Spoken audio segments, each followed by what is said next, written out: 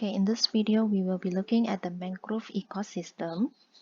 Okay, let's revise what is the meaning of abiotic components. They refer to the components of the non-living things. Okay, mangrove trees ataupun pokok paya bakau, they are tropical plants which are usually found in estuaries. So what is estuaries? Mereka adalah, tempat ini adalah where the sea and the river meets. The sea and the river meets, yaitu kawasan pertemuan air tawar dengan air masin.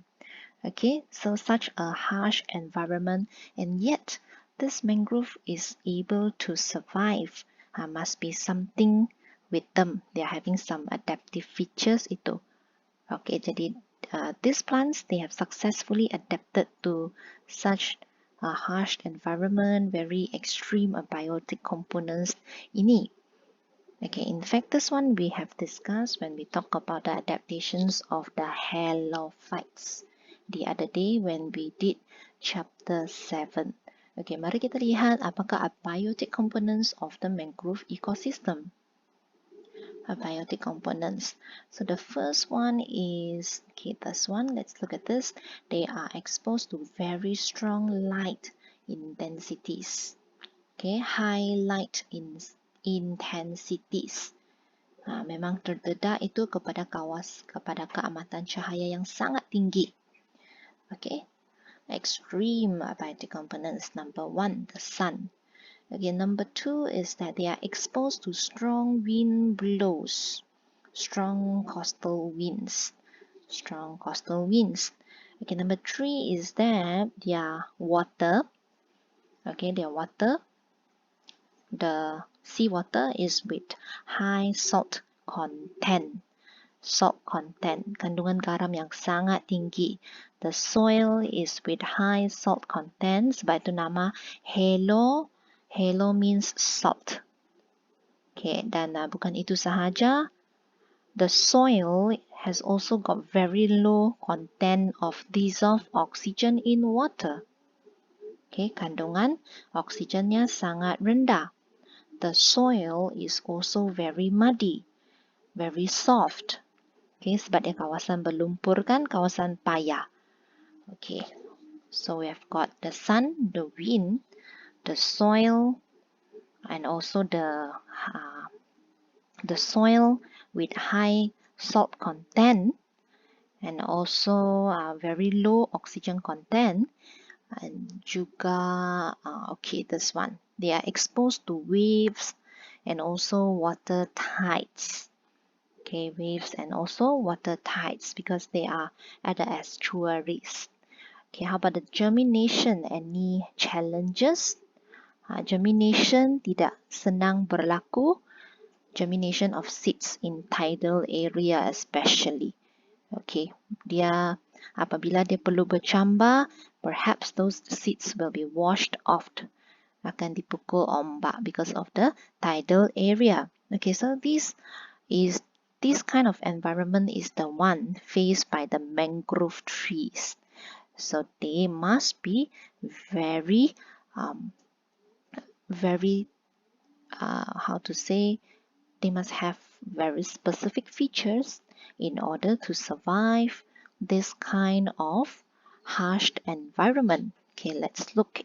Having seen these abiotic components that are very extreme to them, okay, next we will be looking at the adaptation. Okay, at the adaptive features that they have that enables them to survive despite facing all these kind of harsh environment. Okay, let's look at the biotic components. Okay, just now was about the abiotic components. Okay, sekarang ini adalah komponen hidup, living things. So we have the consumers, we have the producers, yaitu pokok paya bakau sendiri, the consumers, the primary, secondary, tertiary consumers, dan juga seperti biasa kita ada decomposers. Okay, so other than the mangrove plants ini sebagai producers lah kan, they dominate the ecosystem. There are also many other species of flora and fauna. which also able to adapt to this mangrove ecosystem. Okay, seperti yang kita boleh lihat di sini, proboscis monkey, snake, mudskipper, ikan belacak ini. Horseshoe crab pun ada. Crab. Okay, this is the producer. Mushrooms, stalk, the silvered leaf monkey. Jadi pelbagai spesies flora dan fauna ada di situ. Okay, it's an ecosystem. Don't forget also to mention the decomposers. Walaupun dalam rantai makanan kita tidak masukkan decomposers ini directly, but they are there and they are very important. Their role as decomposers in returning the elements to the nature. So who are the decomposers? They are the saprophytes, saprophytic fungi and also bacteria. Okay, so this organisms is going to form food web. Maksudnya semua inilah membentuk satu kita panggil sebagai siratan makanan to maintain dynamic balance of the mangrove ecosystem. Okay, kita pergi kepada adaptive features. We want to know how these mangrove trees is able to survive such difficult environment. Okay, so mangrove trees dia punya special features ini. This one you have to remember this one you need to go back to chapter 7. Okay, at the same time lah, so that it further enhances your understanding on the adaptive features. Okay, kita lihat kepada the parts of the mangrove trees first with the leaves. Okay, apa yang hebat sangat dengan daun dia adalah cuticles. Sebenarnya cuticles ini dia memang hadir pada daun pokok-pokok. Okay, pokok-pokok. Lapisan cuticle yang tebal itu. Okay, the waxy layer, do you still remember that? And it is meant to reduce water loss to the surrounding by transpiration. Okay, don't forget also to mention the sunken stomata. Okay, let's underline this. Sunken stomata, the cuticles. Okay, di mana dia punya pores, the opening of the opening which is guarded by the gut cells, remember? Ini a little bit sunken. Dia punya aim is to reduce the rate of transpiration, iaitu water evaporation, water loss in the form of water vapor from the leaves. Kita mau kasih kurang dia.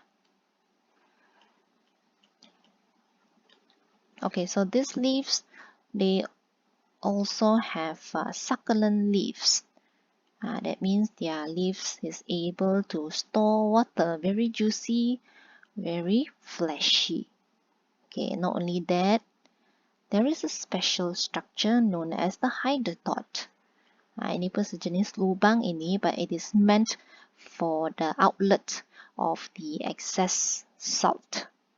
Tempat garam yang berlebihan itu disingkirkan daripada daun. Okay, we're talking about the leaves now. So the matured leaves can store salt and it will fall off when the concentration of the salt is too high. Okay, so this is about the leaves. Next, do not forget also, do you still remember the pneumatophore roots? Pneumatophore roots, iaitu the short root projections. This is the soil, right? The surface of the soil, and you get to see a lot of these projections which is vertical. Okay, it emerges out from somewhere beneath the soil, and it is meant for aeration, untuk pengudaraan, because they are consistently, most of the time, they are in the water submerged areas. So this root is able to allow gaseous exchange between the submerged root and also the atmosphere, and don't forget to mention the lenticels. Okay, lenticels ini dia macam pores juga. Macam lenticels and also stoma lah, di mana dia adalah tempat ataupun outlet ataupun pore which allows gaseous exchange. Okay, jadi lenticel ini ada di sini. Lubang-lubang tersebut ada di sini.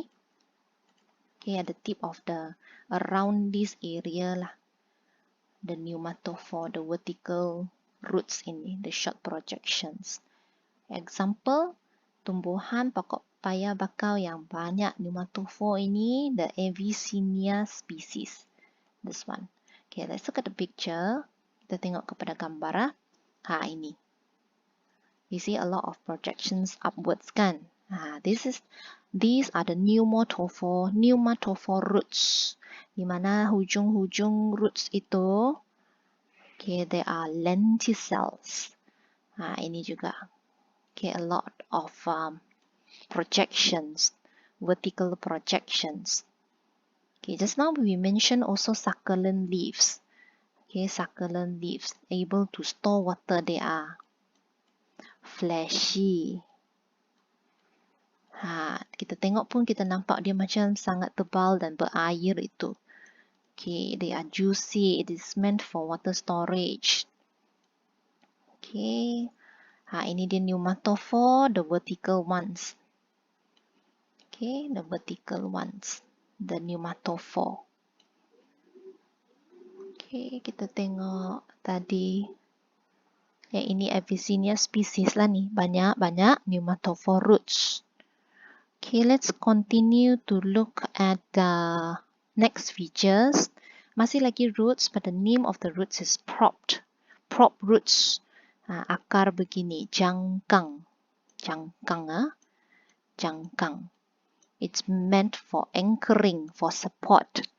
So it branch out from the lower part of the stem of the mangrove tree. Batang, ini batang dia kan. Batang. But towards the lower part here ada branching out begitu. Macam it's like the gown.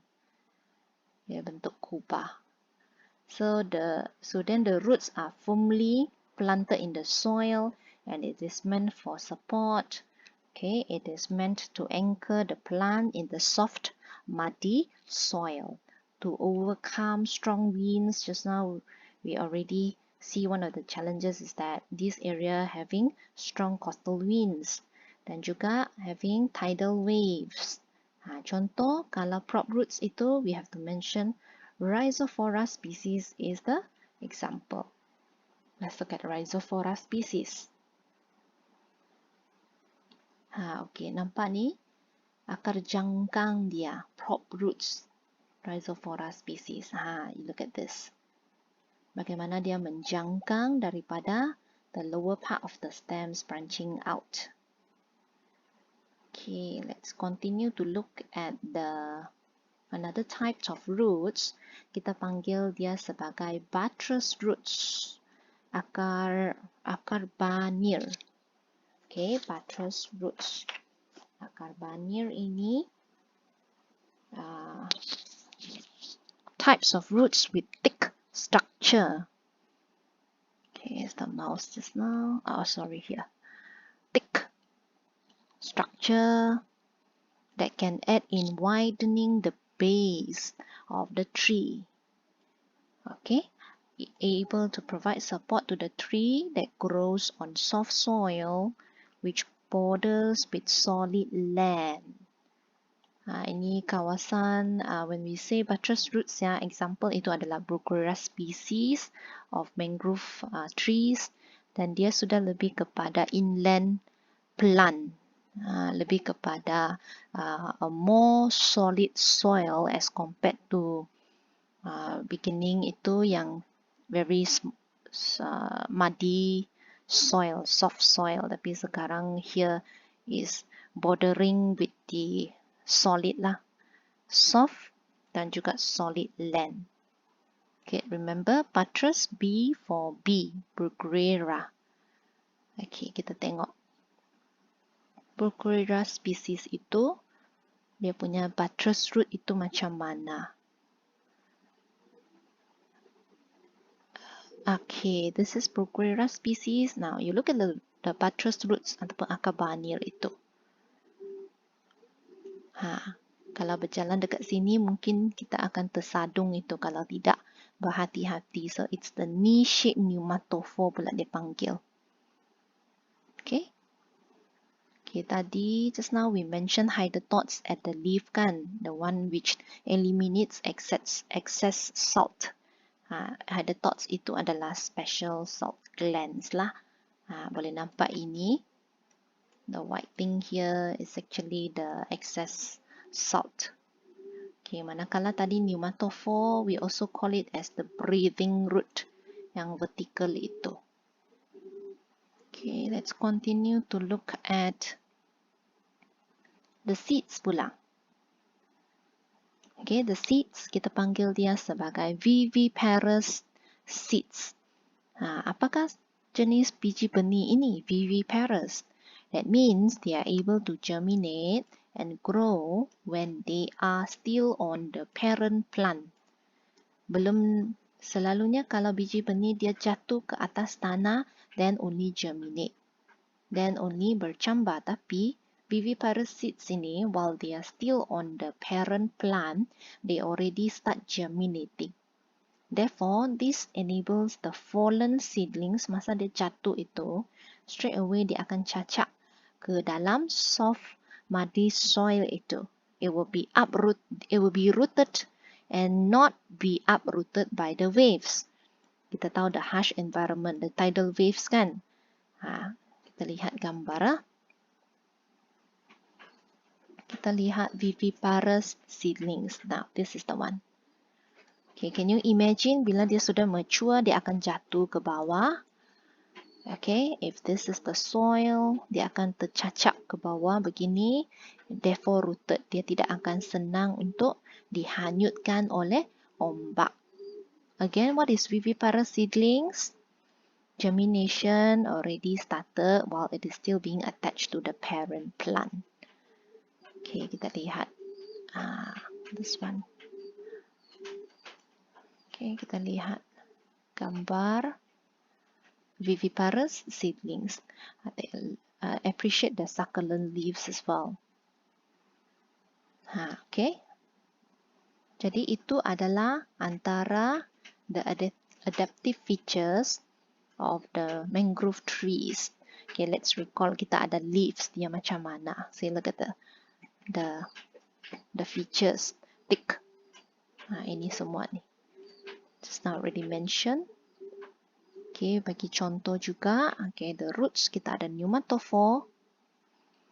Kita ada prop roots, buttress roots, and also viviparous seedlings. Okay, I want to mention about the Avicennia species just now on the pneumatophore.